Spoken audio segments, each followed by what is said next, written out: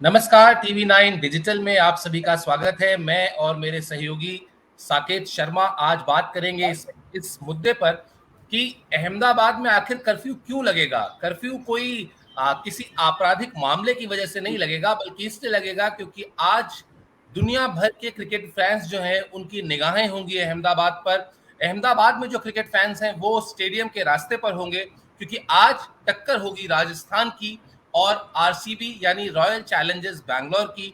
निगाहें होंगी कि फाइनल में जगह बनाई जाए, जो फाइनल रविवार को खेला जाना है आईपीएल का।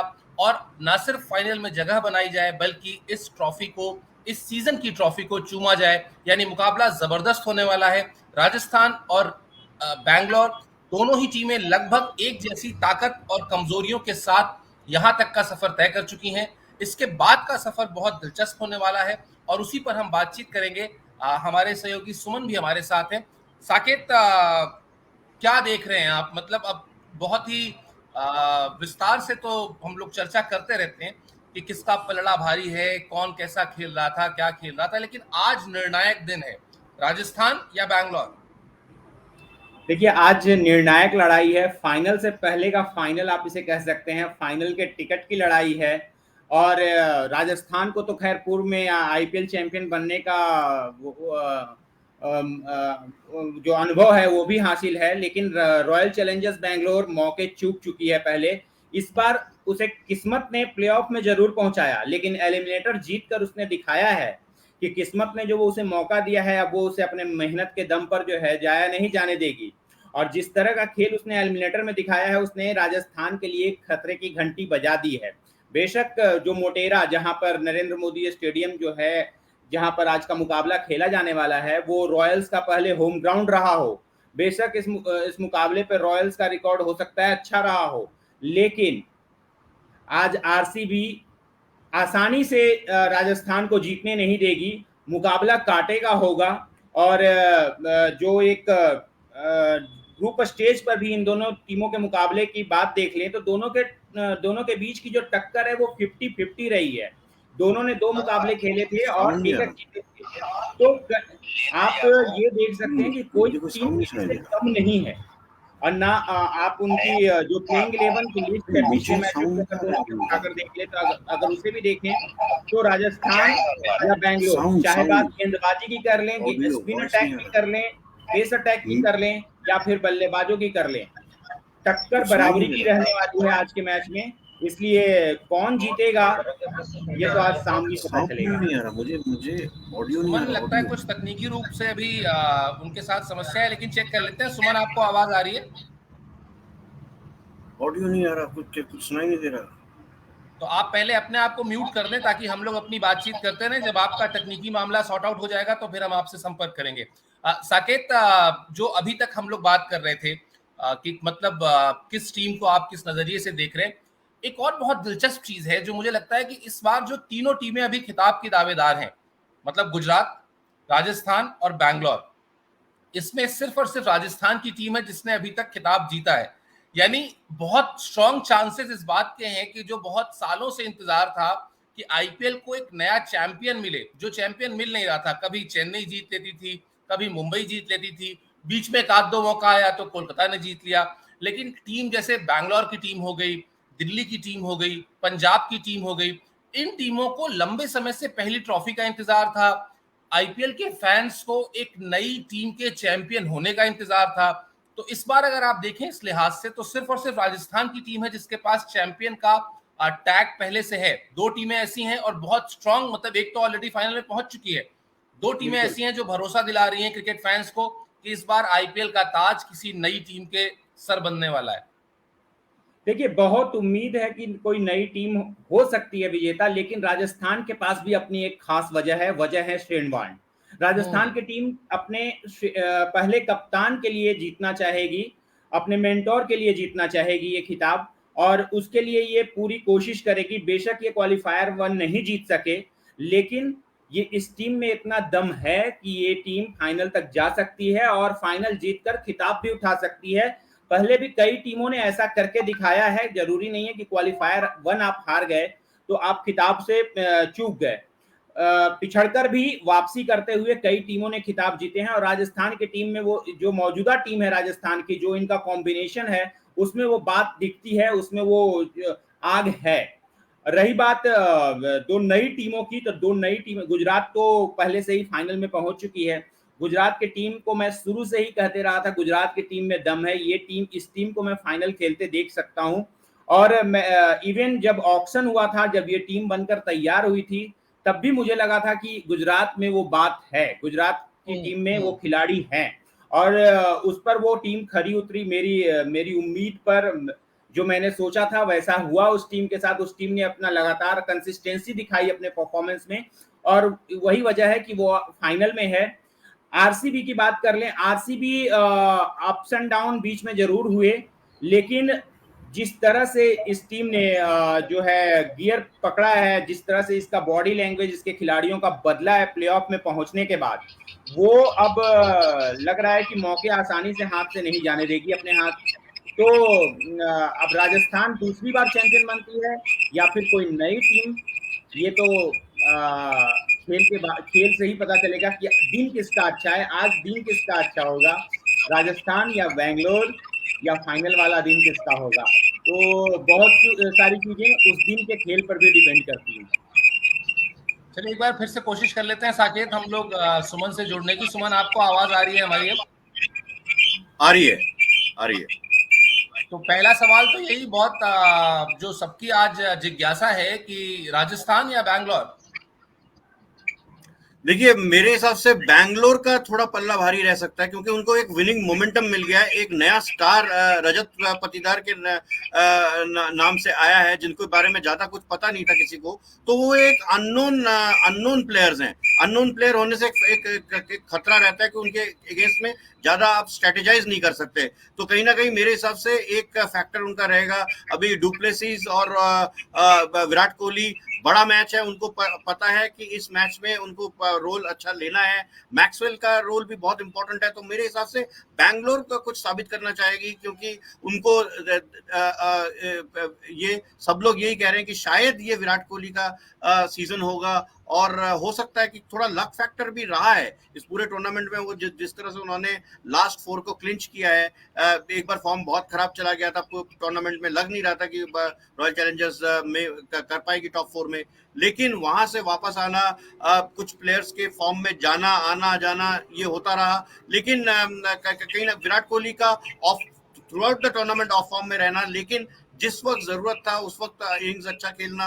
तो मेरे हिसाब से बैंगलोर का थोड़ा पल्ला भारी रह सकता है।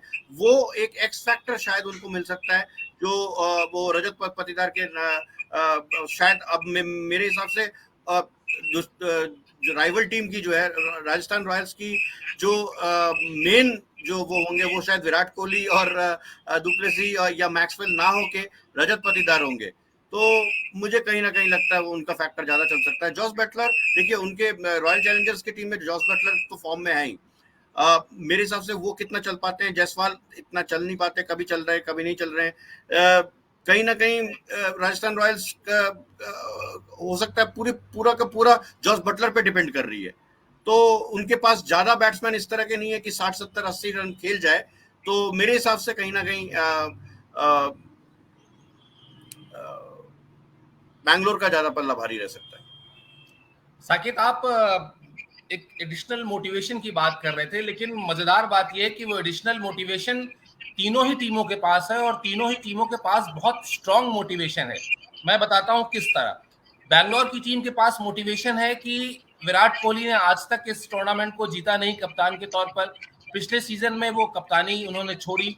उसके बाद जिस तरह की घटनाएं हुई बीसीसीआई के साथ, उनकी जो तनातनी हुई, और अगर आप 2011 का विश्व कप याद कीजिए तो हर खिलाड़ी कहता था कि हमें ये विश्व कप सचिन तेंदुलकर के लिए जीतना है। विराट कोहली अब भी कितने एग्रेसिव खिलाड़ी हैं, आपने देखा होगा पिछले मैच में जब एक भी विकेट गिर रहा था लखनऊ का या कुछ भी ऐसा हो रहा था, तो वो डुप्लेसी से ज्यादा आक्रामक एग्रेशन विराट कोहली के चेहरे पर था, इसमें कोई दो राय नहीं है।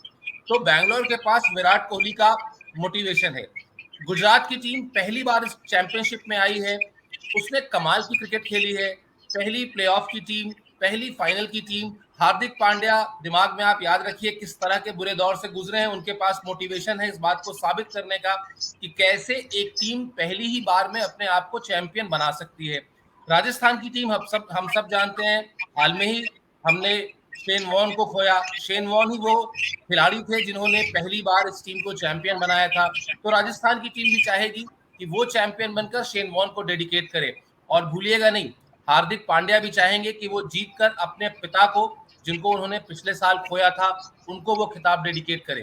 तो हर टीम के पास अपना अपना अपना एक मोटिवेशनल कह सकते हैं ग्राउंड है कि वो मैदान में 100% नहीं बल्कि 101% पर खेलें। ऐसे में तो आज की लड़ाई और दिलचस्प हो जाएगी।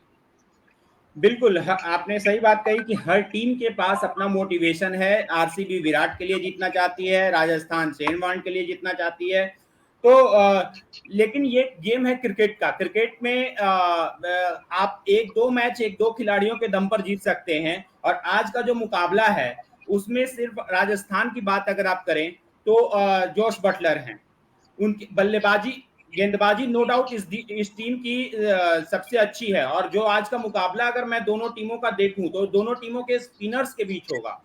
उधर हसारंगा है और इधर युजवेंद्र चहल और अश्विन की जोड़ी है। इवन मैं बता दूं कि पूरे टूर्नामेंट में जो है वो राजस्थान रॉयल्स ने सबसे ज्यादा, राजस्थान रॉयल्स के स्पिनर्स ने विकेट लिए हैं, और दूसरे नंबर पर जो स्पिनर्स के हैं सफल स्पिनर्स वो बेंगलोर के हैं।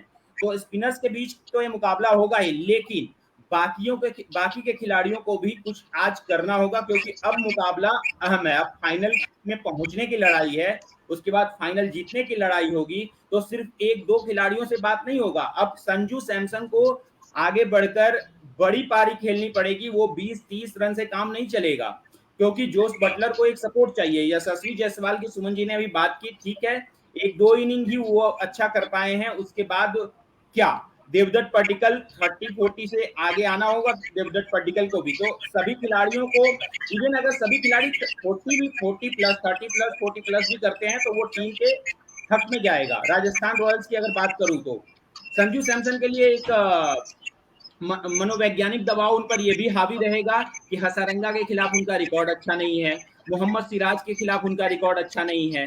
23 गेंदों में 5 बार हसारंगा उनका विकेट ले चुके हैं। मोहम्मद सिराज जो है 20 गेंदों में 2 बार उन्हें आउट कर चुके हैं। तो ये सब जब वो मैदान पर उतरेंगे, इस जो मनोवैज्ञानिक दबाव है इससे वो कितना उबर कर खेलेंगे, अपने आप को या तो हावी होने देंगे उस दबाव को, ये सारी चीजें निर्भर करेगी। रही बात आरसीबी की, आरसीबी रजत पाटीदार ने आपको बहुत अच्छे से क्वालिफायर 2 खेलने के लिए जगह दिला दी है, लेकिन Faf du Plessis, Maxwell, Virat Kohli, इन सबको आगे बढ़कर अब मोर्चा संभालना होगा। क्योंकि रजत पाटीदार, ठीक है, हो सकता है रजत पाटीदार आज भी खेल जाए उसी फॉर्म को बरकरार रखते हुए, लेकिन इसका ये मतलब नहीं कि उनके जो बड़े नाम हैं, जो करोड़ों के खिलाड़ी हैं, वो अहम मौके पर चूक जाएं। तो उनको आकर अपनी जो है परफॉर्म करना होगा। बड़े खिलाड़ियों को भी, छोटे खिलाड़ी परफॉर्म कर रहे हैं, अच्छी बात है, ये टीम के लिए मतलब कह लीजिए एक फैक्टर है, बट बड़े खिलाड़ियों को अब बड़े मुकाबलों में अपना योगदान देना होगा। और जब ऐसा होगा तो वो जो मोटिवेशन की बात की, मोटिवेशन फिर अपने आप सक्सेसफुल हो जाएगा। और बस देखना यह है कि कौन सी टीम के खिलाड़ी आगे बढ़कर मोर्चा संभालते हैं। सुमन, थोड़ी देर के लिए इस इनकाउंटर से अलग एक और विषय पर बात करते हैं, क्योंकि वो बहुत बड़ा सबक है बाकी टीमों के लिए। ऐसे सीजन में जब मुंबई की टीम ने किसी क्वालिटी स्पिनर को अपने साथ नहीं रखा, चेन्नई की टीम ने अपने साथ किसी क्वालिटी स्पिनर को नहीं रखा, मतलब एक तरीके से कहा जाए कि स्पिन डिपार्टमेंट में पैसा ना खर्च करने की रणनीति के साथ वो टेबल पर गए। और अब जब सीजन खत्म हो रहा है, आज जब फाइनल की दोनों टीमें पता चल जाएंगी, तो स्टैट्स क्या कहते हैं? स्टैट्स कहते हैं कि पर्पल कैप में पहला गेंदबाज युजवेंद्र चहल स्पिनर, दूसरा गेंदबाज हसरंगा स्पिनर। तो अब कहीं इस वक्त जो हाथ मल रहे होंगे वो चेन्नई और मुंबई के टीम ओनर्स और स्ट्रेटेजिस्ट जो हैं वो भी मल रहे होंगे। उनको लगा होगा कि अब इस बार तो गलती हो गई, अगली बार से तो स्पिनर के बगैर आप आईपीएल में कोई कामयाबी की बात सोच ही नहीं सकते। बिल्कुल ये नहीं सोच सकते। और इम्पोर्टेंट ये है शिवेंद्र यहाँ पे कि देखिए सब बड़े खिलाड़ी तो चले चले, लेकिन साथ साथ ये बहुत इम्पोर्टेंट है कि जो भी खिलाड़ी अभी फॉर्म में है, टॉप फॉर्म में है दोनों टीम में, उनका चलना बहुत जरूरी है। जबकि देखिए दोनों टीम की अगर हम पूरे आईपीएल में वो रखें कि किस तरह से प्रोग्रेस किया है, तो राजस्थान रॉयल्स शुरू से ही थोड़ा अच्छा खेलती रही है, लेकिन बीच में थोड़ा सा डगमगाई, फिर ऊपर गई, फिर नीचे आई। तो और प्लेऑफ्स में जो है इतना अच्छा नहीं कर पाई। लेकिन रॉयल चैलेंजर्स का लग रहा था कि शायद वो बहुत नीचे भी चले गए थे, तो वहां से धीरे धीरे ऊपर आना मेरे हिसाब से एक तरह से बहुत अच्छा उनका एक मोमेंटम रहा है। ये भी एक विनिंग मोमेंटम रहा है। उन्होंने एक अचानक से एक दो खिलाड़ी उन्होंने डिस्कवर कर लिया कि हसरंगा, जैसे साकिब ने कहा कि हसरंगा और चहल के बीच में जो है एक पर्पल कैप का एक स्ट्रगल रहेगा, एक फाइट रहेगा क्वालिफायर 2 में। उसके साथ साथ जो इम्पोर्टेंट है कि हसरंगा की जो फील्डिंग की बात आपने की थी पिछली बार भी, कि वो भी एक बहुत बड़ा फैक्टर रहेगा। तो देखा जाए तो एक जो एक्स फैक्टर जो कह रहा है ना कि एक विनिंग मोमेंटम मिल जाना और टीम को वो जो चीजें जो एन वक्त पे चाहिए होता है एक टीम को जीतने के लिए या सही कुछ करने के लिए, वो शायद बैंगलोर को मिल चुका है। तो मेरे हिसाब से मेरा हिंज फील्डिंग ये है कि शायद बैंगलोर कहीं ना कहीं ये मैच ले जाएगी। मैंने वैसे दिल्ली के लिए बहुत रूट किया था कि दिल्ली शायद जीत जाएगी, लेकिन ऐसा हो नहीं पाया। लेकिन मुझे इस बार लगता है कि शायद इस मैच में, क्योंकि एक एक्सपीरियंस जी। साकेत, थोड़ी देर पहले आप बात कर रहे थे कि सिर्फ रजत पाटीदार पर भरोसा नहीं करना चाहिए, और फैक्ट भी है, मतलब एक खिलाड़ी ने आपको एक क्रूशियल मैच में बहुत ही अमेजिंग नॉक लेकर दे दिया, और फिर आपको मतलब वो मैच ऐसे बिल्कुल कह सकते हैं कि हसरंगा की फील्डिंग और पाटीदार की बैटिंग, अगर ये दो चीजें माइनस कर दें तो बैंगलोर की टीम कहीं थी नहीं। आज जो है आपको बाकी खिलाड़ियों पर दारोमदार डालना होगा। अब बाकी खिलाड़ी कौन से होते हैं? बाकी खिलाड़ी बड़े नाम तो होते ही हैं, बड़े नाम होने के साथ साथ वो खिलाड़ी जिन्होंने इस सीजन के सारे मैच खेले हैं। इंटरेस्टिंगली देखिए अगर आप, तो रजत पाटीदार ने सिर्फ 7 मैच खेले। अब आज किसको जिम्मेदारी उठानी होगी? फाफ डुप्लेसी कप्तान है, 15 मैच उन्होंने खेले हैं, जाहिर सी बात है। ग्लेन मैक्सवेल, आप देखिए 12 मैच में सिर्फ 277 रन है उनके, सिर्फ 27.7 की उनकी औसत है, उनको आगे आना होगा। मैं विराट कोहली का नाम भी इसमें लूंगा, क्योंकि विराट कोहली ने भी 15 मैच में 334 रन बनाए हैं, 23.85 की ही उनकी औसत है, उनको आगे आना होगा। उसके अलावा शाहबाज अहमद जैसे खिलाड़ी, हालांकि शाहबाज वगैरह इन लोगों ने बहुत ही ऑलराउंडर प्रदर्शन के लिहाज से अच्छा खेला है, लेकिन कहने का आशय ये है कि जो एक कोर टीम है, जब आप पहला लीग मैच खेलते हैं वहां से लेकर जो आखिरी तक आप खेलते हैं, यानी 14-15 मैच जो खिलाड़ी खेलते हैं, आज उनको खड़े होना होगा और उनको प्रूफ करना होगा कि सिर्फ एक रजत पाटीदार या सिर्फ एक हसरंगा को जीत दिलाने का जिम्मा नहीं है। जीत दरअसल 11 खिलाड़ियों की एक यूनिट दिलाती है, और हम सब इसके लिए तैयार हैं। बिल्कुल। कोई ये सारे खिलाड़ी जो आपने नाम लिए, फाफ डुप्लेसी, विराट कोहली, शहबाज अहमद, इन्होंने सारे मैच क्यों खेले? क्योंकि मैनेजमेंट का कहीं ना कहीं इन पे भरोसा था। ये बड़े नाम है अपनी टीम के, इस वजह से ये टीम के साथ बने हुए, टीम के साथ स्टैंड खड़े हैं। अगर आज अब एक बड़ा मैच है, फाइनल की लड़ाई है, तो इन खिलाड़ियों को आगे आना होगा। शहबाज अहमद, जो मैंने बात की अभी पीछे बताया मैंने कि जो आरसीबी की टीम इस सीजन के उसके जो स्पिनर्स हैं वो दूसरे सबसे सफल स्पिनर्स हैं, उसमें शहबाज अहमद की भी भूमिका है। तो वो भूमिका शहबाज अहमद को बतौर ऑलराउंडर, अगर वो बल्ले से 25-30 रन बनाते हैं और 1-2 विकेट चटकाते हैं तो वो अपना काम बखूबी करते हैं। ठीक उसी तरह विराट कोहली फिर वही वाली बात ना हो जाए कि जैसे पहली हाफ सेंचुरी जड़ने के बाद फिर इंतजार कराया, फिर एक जड़ा, अब कहीं फिर इंतजार, क्योंकि अब इंतजार का वक्त भी नहीं है। अब इंतजार में फिर कहीं इन्हें अपने ट्रॉफी के लिए एक लंबा इंतजार ना फिर से करना पड़ जाए, तो विराट कोहली ये भी नहीं चाहेंगे। Faf du Plessis no doubt in form है, और वो पिछले मैच में अगर वो गोल्डन डक हुए तो ठीक है, पहली गेंद थी, लेकिन मुझे लगता है फाफ डुप्लेसी जो है वो उस टच में है, उस फॉर्म में है कि वो गियर पकड़ सकते हैं। और आज फफ डु प्लेसिस से एक जो है बड़ी पारी या एक बड़ी साझेदारी की उम्मीद जरूर रहेगी कि वो विराट कोहली के साथ एक बेहतरीन साझेदारी बनाए। देखिए आरसीबी की जीत वहीं पे लगभग थोड़ी पक्की हो जाएगी जो सुमन जी चाहते हैं, जब विराट कोहली और फाफ डु प्लेसी के बीच एक साझेदारी बन जाएगी। अगर इन्होंने एक स्कोर बनाकर दे दिया, टीम को वो बुनियाद दे दी, तो फिर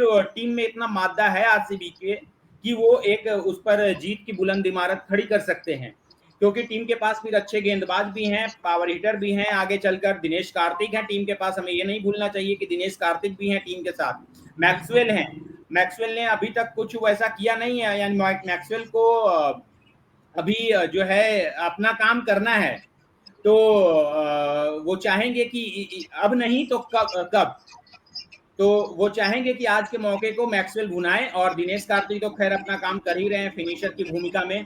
रही बात गेंदबाजों की, तो गेंदबाजों में हसारंगा भी रेगुलर टीम के साथ खेलते आ रहे हैं, तो हसारंगा है जो कभी भी अपनी गेंद से मैच का रुख पलट सकते हैं।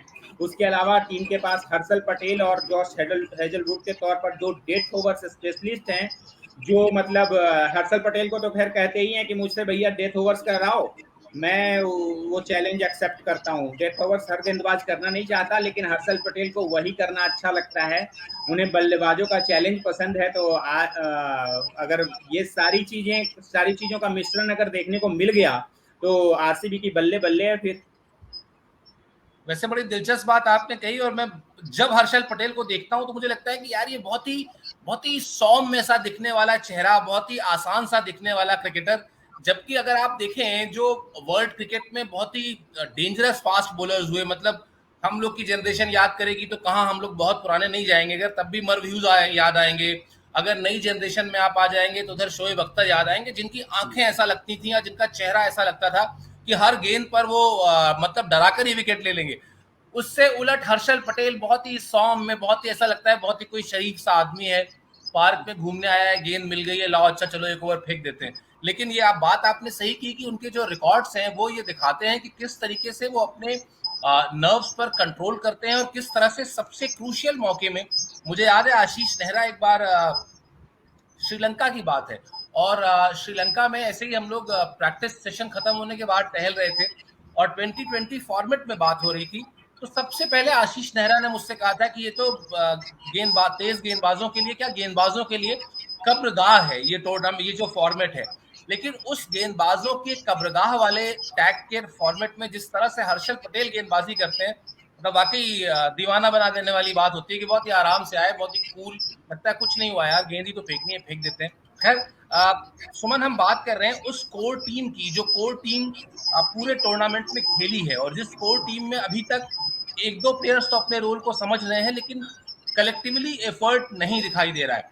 बैंगलोर पर हमने बात की, अगर राजस्थान की बात करें तो वो कोर टीम है बटलर की, वो कोर टीम है हेटमायर की, अश्विन की, सैमसन की, ट्रेंट बोल्ट की, पडिक्कल की, पराग की, प्रसिद्ध कृष्णा की और युजवेंद्र चहल की। ये 8-9 खिलाड़ी हैं जो अभी तक लगभग सारे मैच खेले हैं।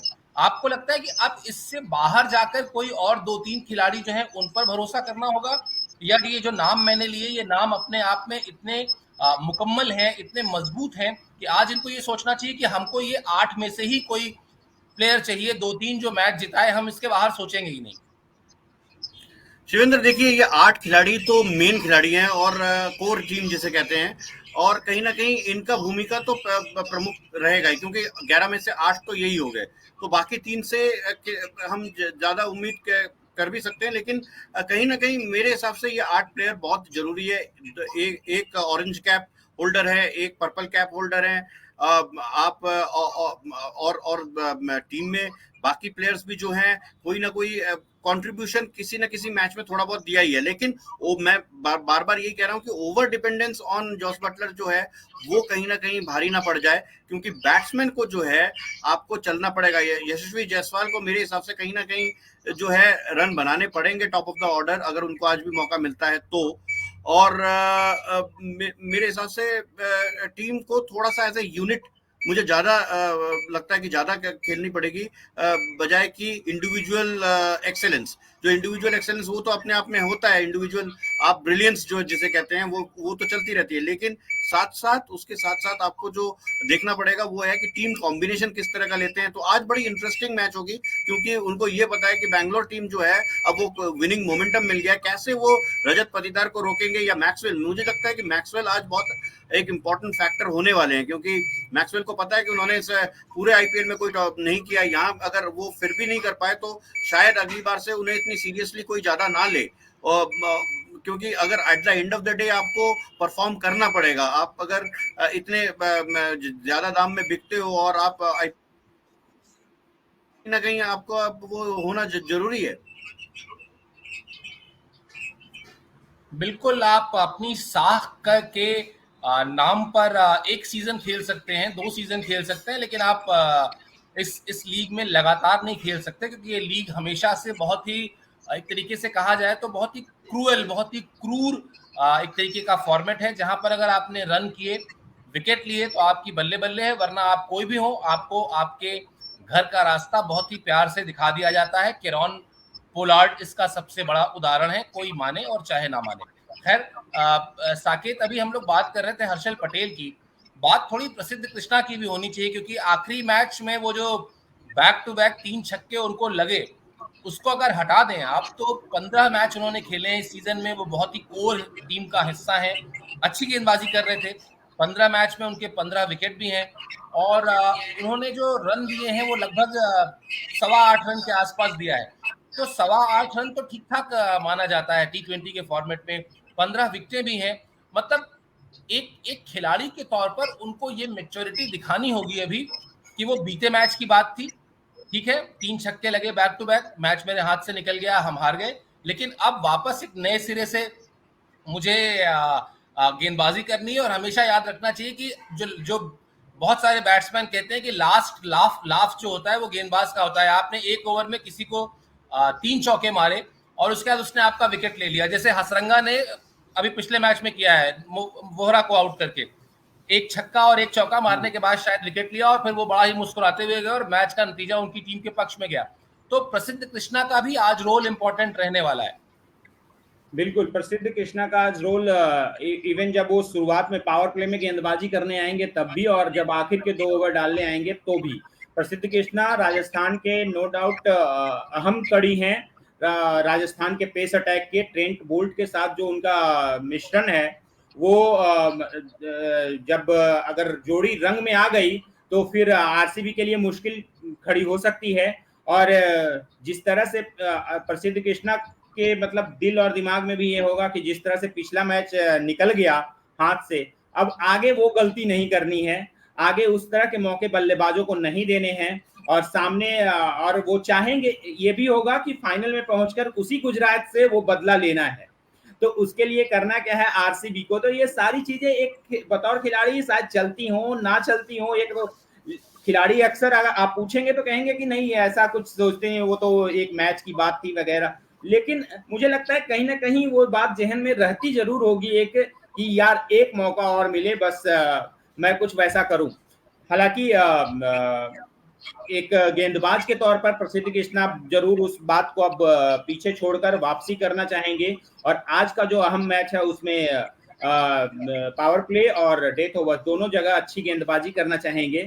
और अगर वो ऐसा करते करना भी पड़ेगा, करते नहीं है करना भी पड़ेगा, क्योंकि मुकाबला अहम है, आज हारे तो सीधा घर का टिकट कटेगा, और ये चीज राजस्थान रॉयल्स नहीं चाहेगी। अगर वो श्रीलंका के लिए ये सीजन जीतना चाहती है, तो अगर वो दूसरी बार चैंपियन बनना चाहती है, तो कुल मिलाकर पेस अटैक ही राजस्थान की जान है। बैटिंग तो खैर बटलर के इर्द गिर्द ही घूम रही है, तो वो तेज गेंदबाजों को आज अपना रंग दिखाना होगा, और प्रसिद्ध कृष्णा उसमें अहम भूमिका में होंगे। सुमन, चलिए मैच कौन जीतेगा कौन हारेगा इस पर तो क्या प्रेडिक्शन करें हम लोग, ये तो मैच देख के ही समझ में आएगा, लेकिन विराट कोहली इस पर बताइए आपको क्या लग रहा है, आपकी गट फीलिंग क्या कहती है, बाकी सब छोड़ दीजिए, सिर्फ विराट कोहली पर बताइए आपको क्या लगता है क्या करेंगे आज। विराट कोहली, देखिए मेरे हिसाब से ये एक ऐसा मैच है जिसमें विराट कोहली अपना अथॉरिटी या स्टैम्प करना चाहेंगे, क्योंकि ये उनका एक वो जिस कहीं ना कहीं परफॉर्मेंस बहुत बढ़िया हो रहा है, लेकिन लेकिन वो जो ज्यादा रन जो होते हैं, एक एक स्टेज में जो ज्यादा जाके जो रन 30 से ऊपर बनाया जाता है, 40-50 जो होते हैं, वो शायद नहीं आ पाया।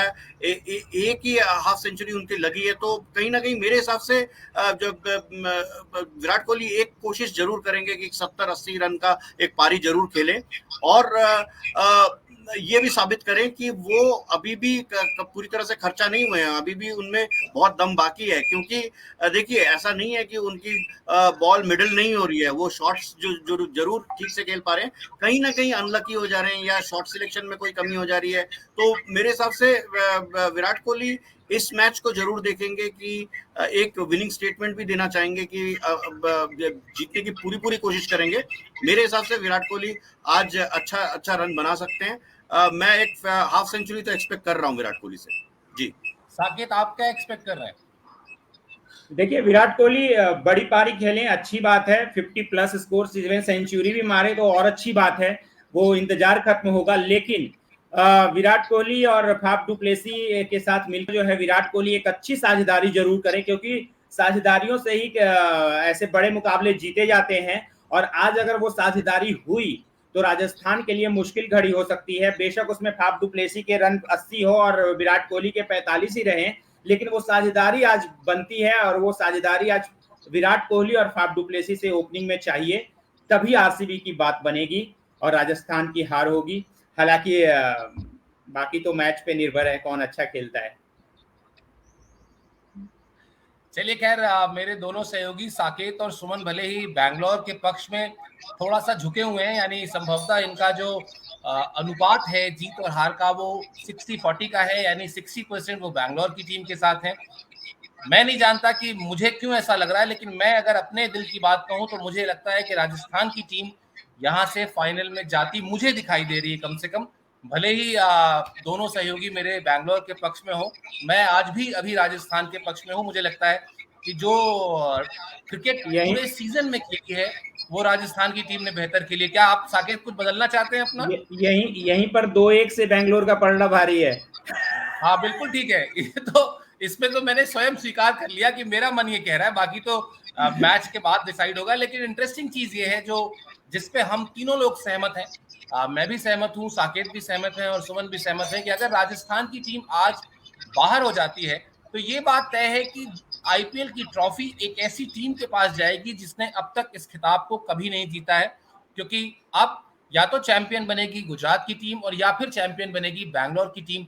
और इन दोनों ही टीमों में से गुजरात तो खैर पहली बार खेल रही है, लेकिन बैंगलोर की टीम का सपना पहले सीजन से था कि वो चैंपियनशिप जीते। दूसरा सीजन दक्षिण अफ्रीका में हुआ था, मुझे याद है टीम फाइनल में पहुंची भी थी। अनिल कुंबले टीम के कप्तान हुआ करते थे, लेकिन किस तरह से वहां पर हैदराबाद की टीम ने ख्वाब को तोड़ा था, और वो मैच हम लोग अपनी आंख के सामने देख भी रहे थे। तो मुझे कोई परेशानी नहीं है बैंगलोर के जीतने से, लेकिन मेरा दिल पता नहीं क्यों अभी भी राजस्थान के साथ है। बात करेंगे इस मैच के अन्य पहलुओं पर भी, दोपहर में भी जुड़िएगा हमारे साथ। शाम एक बार फिर 5:30 बजे मुलाकात होगी। तब तक के लिए अलविदा, नमस्कार, धन्यवाद।